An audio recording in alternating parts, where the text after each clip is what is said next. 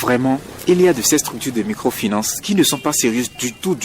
Papa Mémé, pourquoi tu es de si mauvaise humeur ce matin? Ma fille, j'ai été demander des renseignements pour avoir un crédit ou faire de l'épargne auprès d'une structure là. Et le gros français qu'on m'a parlé là, je n'y ai rien compris. Puis ils m'ont remis plein de papiers où tout est écrit petit. Je n'y voyais rien et je n'y comprenais rien. Et si c'est comme ça, papa, est-ce que tu es obligé de faire crédit chez elle? Si tu ne comprends pas, tu demandes et ils vont t'expliquer. Si tu ne comprends pas vraiment, il ne faut pas t'engager ou signer des papiers. Oui, mais j'ai besoin d'argent. Et quelquefois là, c'est eux qui vous proposent de vous aider à faire vite aboutir votre dossier, même si vous ne comprenez rien. En contrepartie, il faut juste leur donner quelque chose.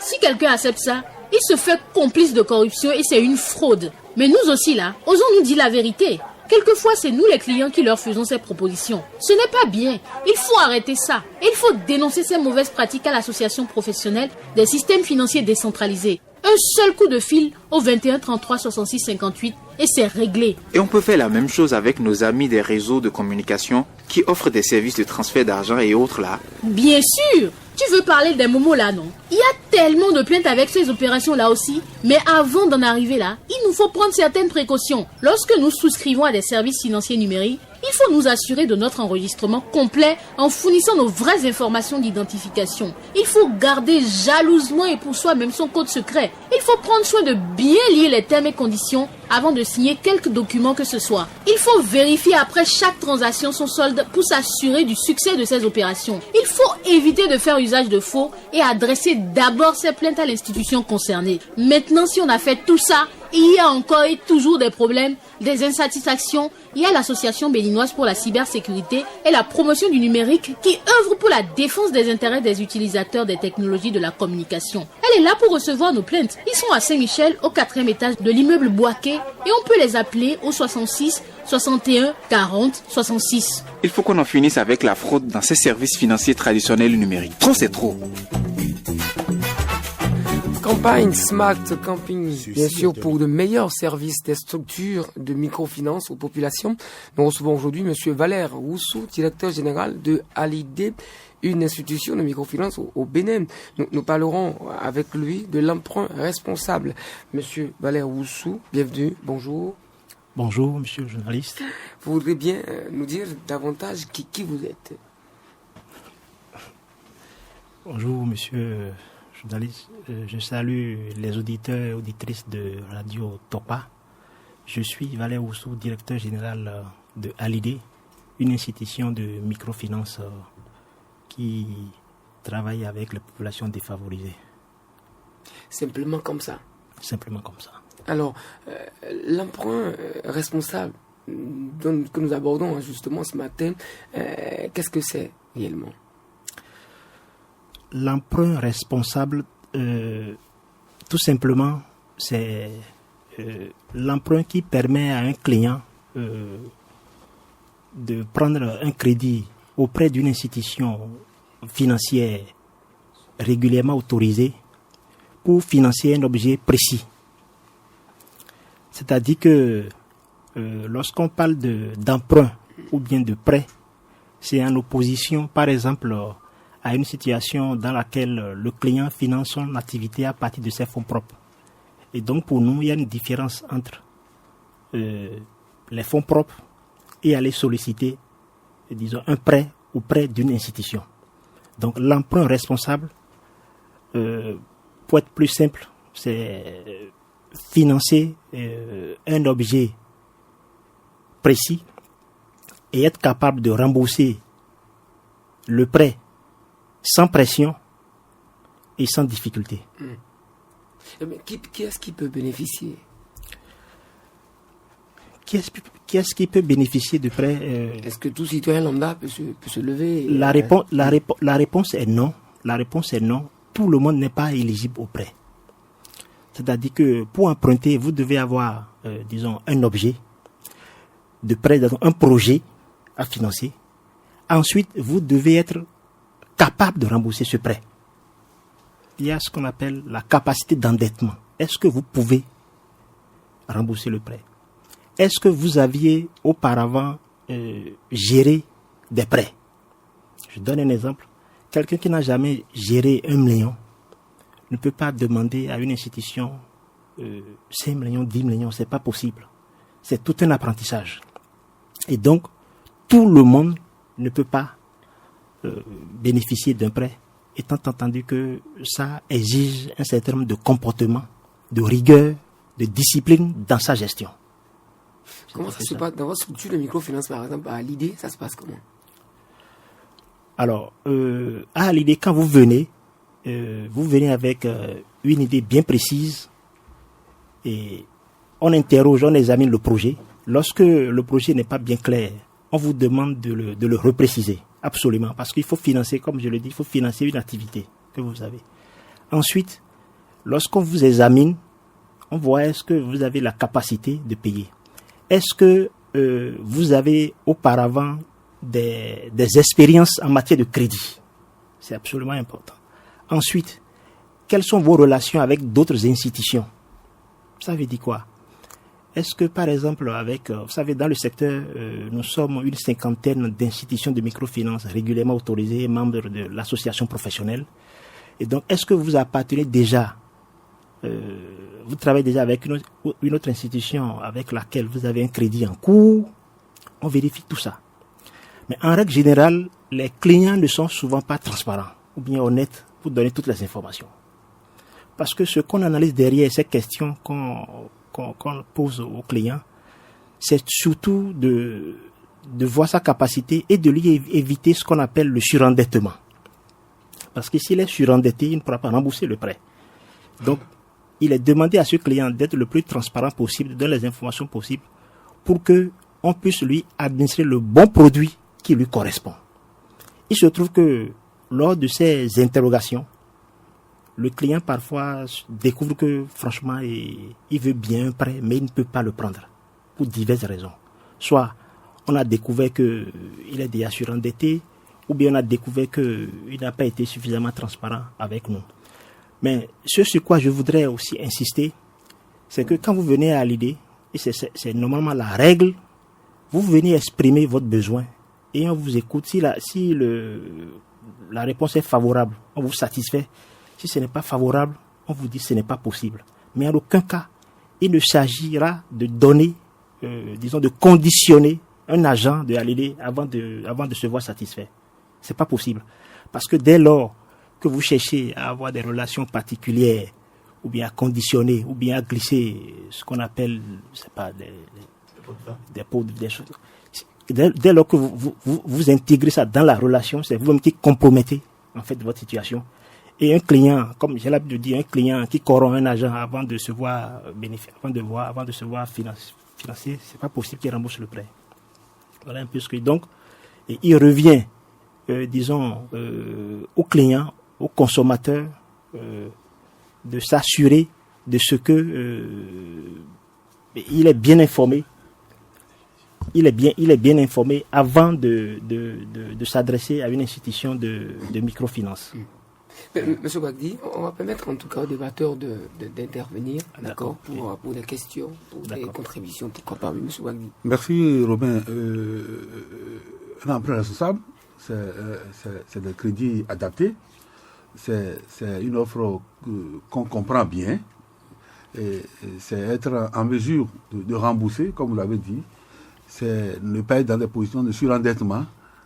C'est plein de choses à la fois.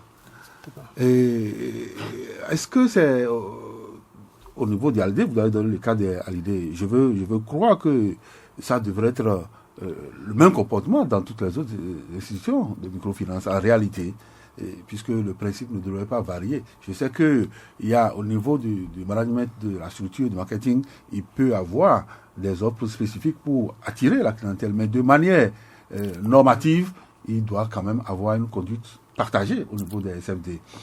Mais qu'est-ce qui peut justifier le fait que ces clients-là n'arrivent toujours pas à respecter et à faire ces emprunts de manière responsable? Est-ce qu'il n'y a pas au niveau des SFD que on n'est pas transparent dans les offres qu'on propose?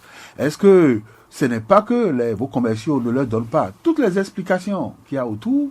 Est-ce que le client ne se rend pas compte après qu'il y a des taxes dont on ne lui a pas parlé? Il estime que ça fait un surcoût par rapport à ce que lui, il pensait. Est-ce que ce n'est pas beaucoup de choses qu'on n'explique pas en amont au client, ce qui le met en difficulté de remboursement après? Oui, monsieur Amsou. Et bonjour, monsieur le directeur. Vous avez parlé tantôt de prêts sans pression, sans difficulté. En plus, vous avez dit ceci, lorsqu'on vous examine. L'apparence est trompeuse parfois. L'habit ne fait pas le moine. Lorsqu'on vous examine, on peut tout de suite savoir si, oui ou non, vous pourrez bénéficier de prêts. Tout ça, j'aimerais comprendre davantage ce que vous mettez dans tous ces aspects. L'autre chose, vous avez parlé des enquêtes qui vous permettent de savoir si, oui ou non, ce bénéficiaire potentiel de prêt n'aurait pas des relations avec d'autres institutions.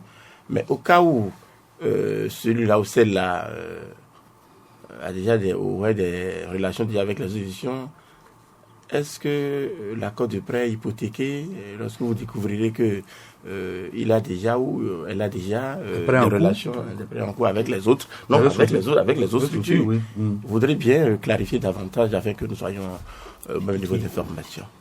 Voilà. Monsieur le directeur. D'accord, merci. Non, quand je prends les interrogations de monsieur Baguidi, je suis parfaitement d'accord avec tout ce que vous avez dit et qui sont tout ce que vous avez dit qui est mis à la charge des institutions de microfinance. Mais la raison fondamentale de cet état de choses, de ce comportement, disons, en matière d'emprunt responsable, je crois, c'est d'abord les clients qui n'ont pas l'information nécessaire. Est-ce que vous me suivez?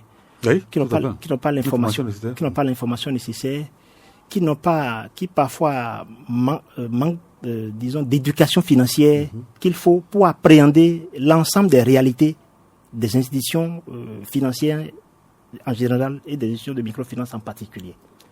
Voyez-vous, les clients ne savent pas, par exemple, que avant d'aller choisir une institution financière ou bien avant d'aller consommer un produit financier, qu'il doit faire ce qu'on appelle le shopping financier. C'est-à-dire analyser le marché. J'ai dit, il y a une 50aine d'institutions autorisées. Quels sont les différents produits offerts? Lesquels me conviennent? Quelles sont les exigences? Quelles sont? Il y a ce travail-là qui ne se fait pas par les clients, faute d'ignorance. D'accord? Pour faire simple, disons, faute d'éducation financière. Je crois que c'est peut-être la raison d'être de cette activité qui permettra, si elle est répétée plusieurs fois, peut éclairer davantage, disons, nos clients, les consommateurs, pour qu'ils deviennent des citoyens nouveaux en matière de consommation de services financiers. Et donc, du côté du client, il n'est pas éclairé, il n'est pas informé, il manque d'informations, il est un peu ignorant et il consomme parce qu'il consomme. Il n'est pas.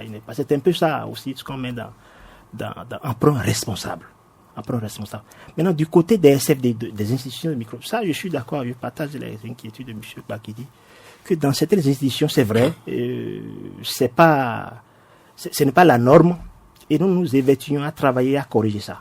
Mais je dis, dans aucune institution, un client ne doit donner, ne doit conditionner, ne doit intéresser un agent de l'institution avant de se voir, attribuer un service. Quand votre dossier est bon, on vous finance. Pourquoi? Parce que l'institution est à la recherche, elle aussi, du client et du bon client. C'est un peu ça. Parlant de la cavalerie financière, quand je parlais de la cavalerie financière, c'est quand nous avons des clients qui parcourent plusieurs institutions ou bien qui ont des engagements dans plusieurs institutions. Alors, M. Amoussou voudrait savoir, mais quel est le comportement d'une institution financière? Nous sommes en train de parler de l'emprunt responsable. Alors, vous avez pris du crédit chez M. Baguidi. Vous venez chez moi à l'idée. Vous demandez encore du crédit. D'accord? Et on parle de capacité de remboursement. Je vous demande, où est-ce que vous devez? En général, les clients ne disent pas la vérité. Ils vont dire, je suis client, je ne dois ailleurs, je ne dois nulle part. Et donc, on découvre qu'il doit chez M. Baguidi. On va lui dire, deux attitudes sont possibles. On va dire, monsieur, vous avez menti, donc vous n'êtes pas un client transparent. On vous rejette, on vous refuse le dossier. Soit on vous révèle que vous avez un engagement avec monsieur Gbagidi. Et par rapport à cet engagement, nous, on apprécie maintenant votre capacité à rembourser parce que, en plus de l'engagement de monsieur Gbagidi, si nous, on vous met en place encore un nouveau crédit, on est en train de vous surcharger, d'où le surendettement. Et on connaît les conséquences. Voyez-vous, on connaît les conséquences.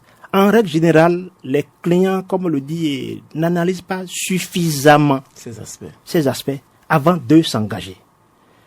Et le crédit, comme je l'ai dit tantôt, appelle beaucoup de rigueur, de discipline dans sa gestion. On ne gère pas un crédit parce que c'est l'argent d'autrui. On ne gère pas un crédit comme on gère ses fonds propres. Pas du tout. Vous pouvez dilapider vos fonds propres, mais le crédit ou bien un prêt qu'on vous a octroyé, vous ne pouvez pas le gérer comme vos fonds propres. Pourquoi? Parce que l'institution qui vous a prêté a dû emprunter ailleurs. C'est les ressources d'autrui. A dû emprunter ailleurs. C'est les ressources d'autrui qu'on a mis à votre disposition, que vous devez rembourser dans des délais convenus. Et donc, lorsque les échéances arrivent, vous devez rembourser sans aucune pression. Ça aussi, c'est de l'emprunt responsable. Monsieur Valère Oussou, question de l'éditeur. Est-ce qu'il y a une nuance, une différence à faire entre emprunt et prêt? Non. Emprunt, ça dépend de la position en fait. Ouais, non. Quand il dit j'emprunte, ça veut dire que j'ai un prêteur. C'est ça. Donc j'ai emprunté auprès de monsieur Amoussou. J'ai emprunté auprès de monsieur Amoussou. J'ai emprunté. Et donc monsieur Amoussou m'a prêté. M'a accordé un prêt. C'est un thème de position. Qui est le prêteur et qui est l'emprunteur. C'est un peu ça. Oui, bon, il y a un aspect quand même sur lequel je voudrais revenir. Et quand M. Oussou, il estime que le client doit faire le tour des institutions et voir le crédit, le produit le plus offrant, c'est vrai. Mais je crois quand même que c'est aussi une exigence pour les structures de donner toutes les informations relatives à l'offre qu'on veut mettre sur le marché. Et ça, nous avons noté une insuffisance à ce niveau. Je mets une différence entre ce qui est du ressort du marketing et ce qui est normatif. Un produit qui est mis sur le marché doit être accompagné d'informations. C'est pourquoi je demande si vos agents, je veux parler des commerciaux, ou ceux qui se chargent d'accueillir les clients, ils arrivent à donner toutes les informations à ces clients-là avant qu'ils ne choisissent l'offre. Oui, justement, pour appuyer ce qu'a dit M. Gbagidi, c'est comme si on garde exprès certaines petites informations pour appâter. En fait, oui, pour appâter la clientèle, si je puis ainsi m'exprimer, et de sorte que, on l'amène à contracter, et puis après, il découvre encore d'autres choses, et puis vraiment, en fait, il est bien engagé. Elle est bien engagée, la clientèle. C'est peut-être vrai, mais tout ça aussi vient du fait que le client n'est pas exigeant, et le client n'a pas l'information, ne connaît pas ses droits, le consommateur par rapport à la consommation des services financiers. Sinon, c'est une obligation pour les institutions de microfinance d'être la plus transparente possible en termes de communication, en termes d'affichage d'informations à destination du client. Donc, il revient au client de demander le maximum d'informations avant de s'engager. Et donc, vous savez, lorsque vous ne connaissez pas vos droits, votre vis-à-vis qui veut vous amener à consommer un produit, qu'est-ce qu'il fait? Quel est son comportement? Bon, donc c'est un peu ça. Donc c'est la triste réalité. Et nous travaillons à corriger cette réalité-là. De part et d'autre, autant du côté de nous, prestataires de services financiers, institutions microfinance, que du côté aussi de la clientèle, à travers cette émission que vous faites. Parce que, je vous dis, lorsque le client sera suffisamment éclairé, il va devenir exigeant en matière de choix. Il va devenir exigeant avant de consommer les services. C'est un peu ça. C'est pour ça que j'ai parlé tout à l'heure de citoyens nouveaux, en fait.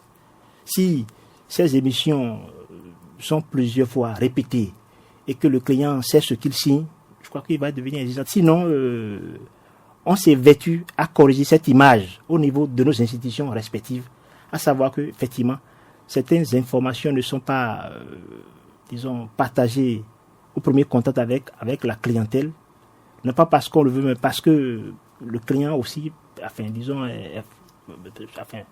n'est pas suffisamment aguerri. C'est un peu ça. Oui, peut-il arriver alors qu'un client vous assigne aussi pour avoir fait de la rétention d'informations? Parce que parfois, vous comprenez, en termes juridiques, on parle de dol. De dol, dans le sens qu'on a voulu une sorte de fraude, une sorte d'abus, où on a trompé. Est-ce qu'il peut arriver, ou est-il arrivé déjà, que vous ayez été assigné, ou une structure de microfinance a été assignée pour avoir commis ces genres d'impair, c'est-à-dire qu'on a retenu certaines informations, on a fait rétention d'informations? Non, à ma connaissance, non, puisque en fait, le client ne consomme pas le crédit sans avoir signé un contrat. Et tout est dans le contrat. C'est un peu ça, en fait. Tout est dans le contrat. Tout est dans le contrat. C'est le contrat qui nous engage, en fait.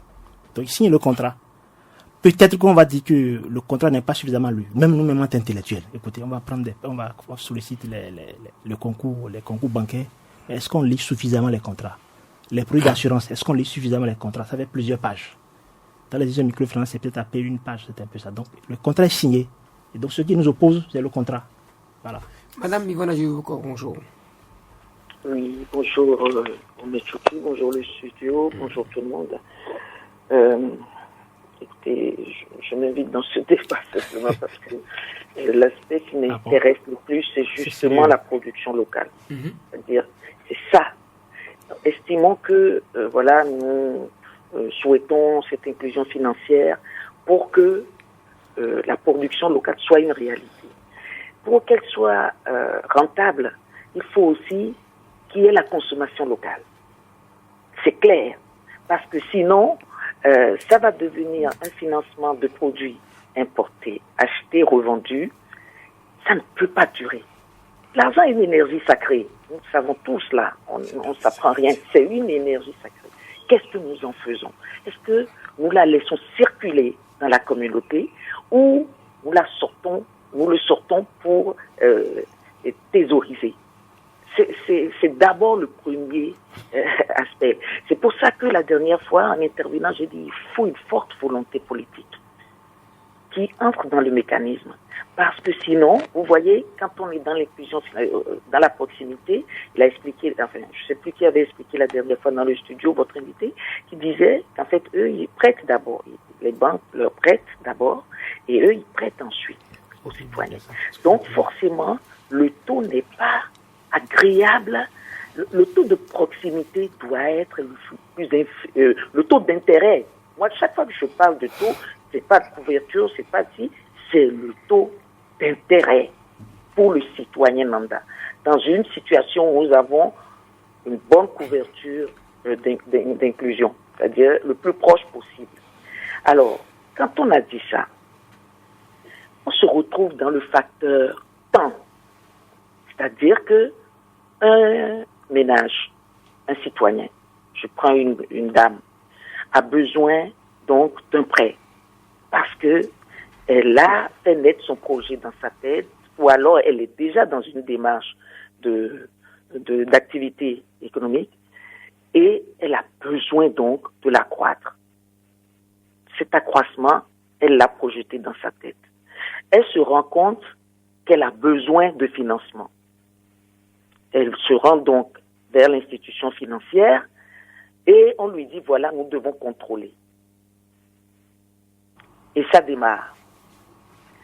Ça démarre parce que l'institution financière a besoin de garanties. Tout à fait, c'est normal. Le problème, c'est qu'elle, chaque jour, elle a moins de temps pour attendre. Parce que plus elle attend, plus l'opportunité de son projet est perdue. Je vous parle de ce que je sais. Chaque jour, son projet s'érode. Parce que nous sommes pris en sandwich entre le facteur besoin et le temps. Alors, elle est celle qui est pénalisée, toujours au bout, parce que qu'est-ce qui va se passer? Quand finalement l'institution qui estime qu'elle a éliminé sa part de risque décide d'allouer le crédit, la pauvre, tout est déjà en branle, c'est-à-dire qu'elle n'a plus les mêmes opportunités d'ancrage. Parce que voilà, je devais acheter ci, parce que peut-être tel conteneur arrivait, et puis voilà, moi je prends dedans, parce que je dois élever mes animaux qui sont dans la cour, et puis voilà, je devais vendre aussi mes poulets bicyclettes à telle échéance, à telle personne. Tout ça est décalé pour elle. Mais elle a toujours un besoin qui est là, de toute manière. Elle va prendre quand même. Ce n'est plus son temps, c'est le temps de celui qui décaisse. Nos parents disent, et de mener vos goto à nation. Voilà ce qui se passe malheureusement dans la proximité, alors que c'est ce qu'on voulait éviter en permettant la proximité, l'inclusion financière. C'est ce qu'on voulait éviter. C'est parce qu'on recherche plus de confiance. On sait au moins où la personne serait, à côté là. Le chef de quartier, chef de village garantit qu'elle est là depuis tant. Elle a au moins quelques affaires. Elle a au moins sa famille. Elle ne risque pas de distraire l'argent et de s'enfuir. Voilà les facteurs de confiance qu'on recherche en allant dans la proximité. Mais malheureusement, au bout, ce n'est plus le cas. Et alors, c'est là que ça influence le remboursement. C'est là que ça influence le remboursement. La pauvre, elle ne l'aura pas choisi ainsi. Alors, c'est pour ça aussi que je dis, je reparle de la tontine. J'en parle depuis des années, j'en reparle. Je dis, il y a des facteurs de la tontine dont il faut s'inspirer. C'est des facteurs culturels. Parce que la tontine, elle sait qu'elle va prendre à tel moment.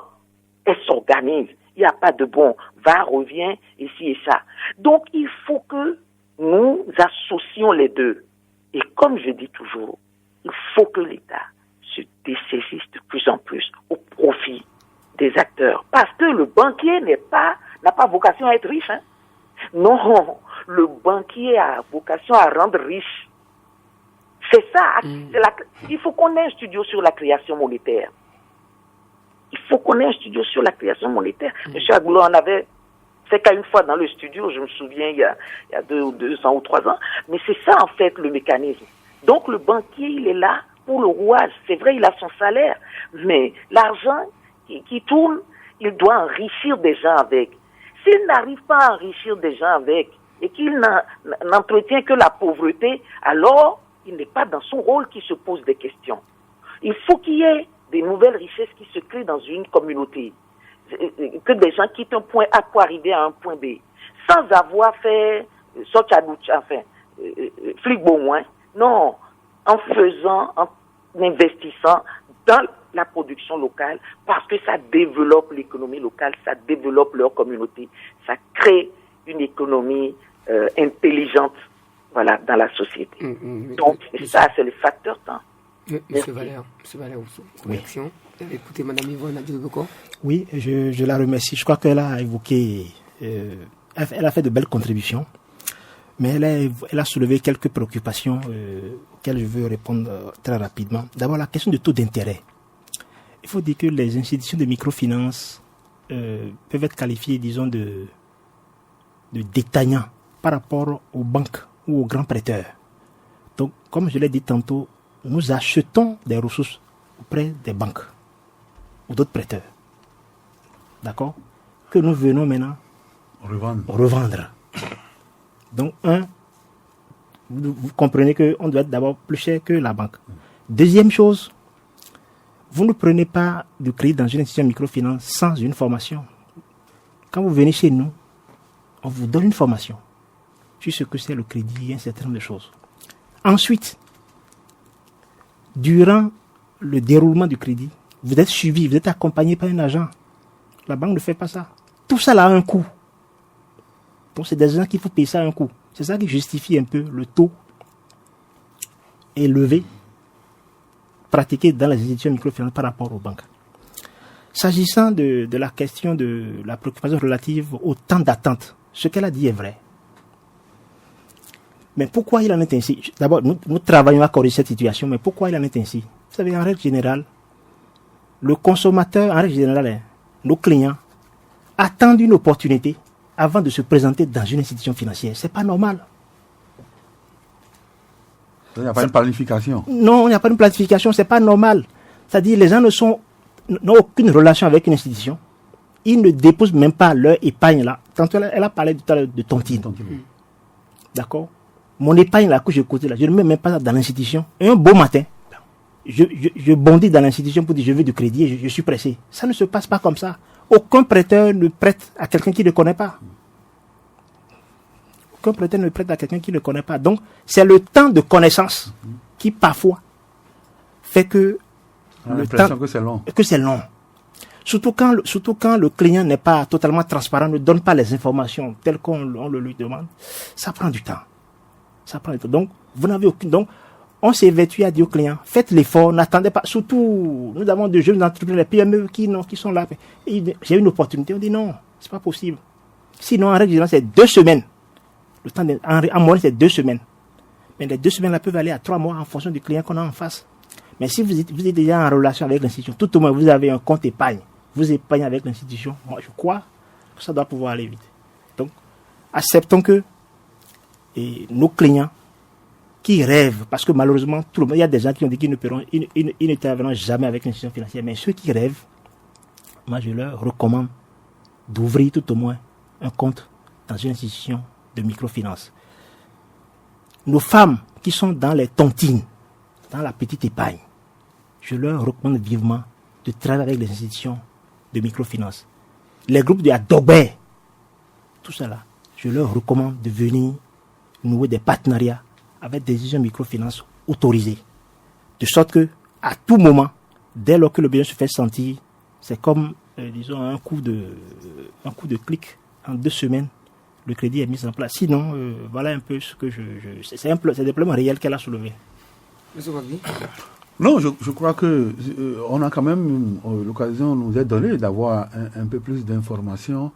À défaut d'un bon programme d'éducation financière, vous avez dit tout à l'heure que quand les clients arrivent, vous prenez un bout de temps pour leur faire un petit briefing, vous les incubez dans le concept des crédits, ce qui est à saluer. Mais en termes de taux attractifs qu'on observe sur le marché, qui a glissé rapidement sur ce que nous avons connu comme ici. Pourquoi en ce moment où la situation se présentait, on n'a pas entendu les institutions de microfinance qui auraient pu dénoncer ce dumping entre griffes qui serait en cours, alors que on connaît le taux qui est pratiqué sur le marché à la limite, parce que ils sont partis de là avant de glisser sur l'autre volet. Quel a été votre comportement en ce moment? Est-ce que vos clients n'ont pas voulu sortir de vos guichets pour aller se présenter vers ceux-là? Monsieur Bagdi, nous avons fait tout ce qu'il fallait faire pour sauver nos clients de ce gouffre. Moi j'appelle ça un gouffre, de ce gouffre. Mais là, je ne sais pas comment le mot échappe. C'est-à-dire les gens, le gain facile, la cupidité aidant, les gens ont même créé des problèmes.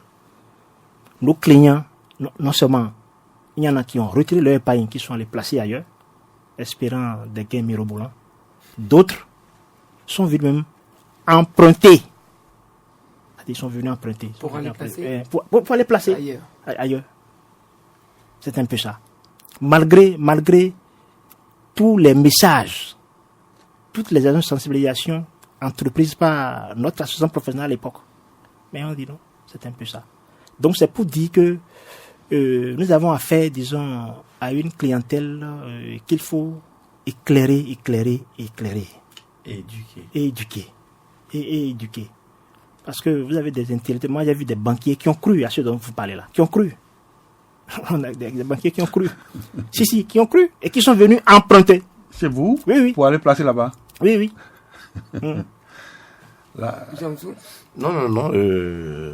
Nous n'intéressons pas trop à ces genres de questions, mais bon, avec l'éclairage que nous avons eu ce matin, bon, ça nous permet également, à notre tour, de relayer, de parler autour de nous, de sensibiliser.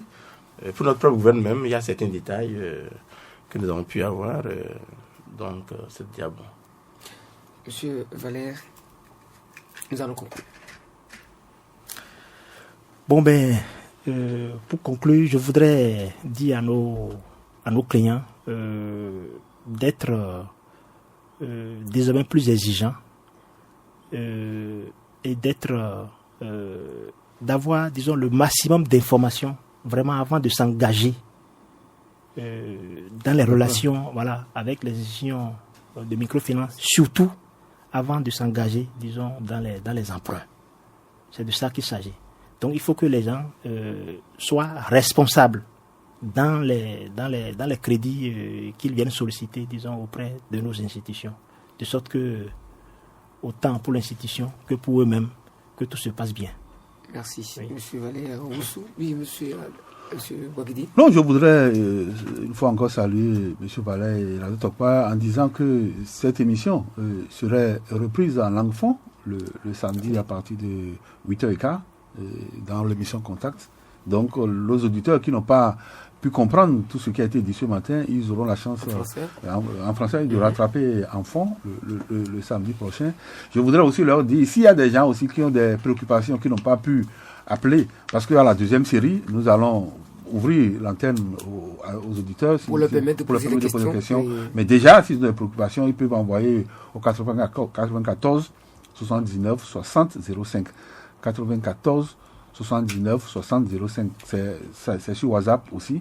Ils peuvent envoyer leurs préoccupations que nous allons prendre en compte à la saison prochaine. Donc, Smart Campaign continue de ça pourrait être avec l'appui de Radio Tokpa une fois encore. Merci. 94 79 60 05. N'oubliez pas ce numéro. C'est valable aussi par WhatsApp. Messieurs, dames, c'est fini. À demain.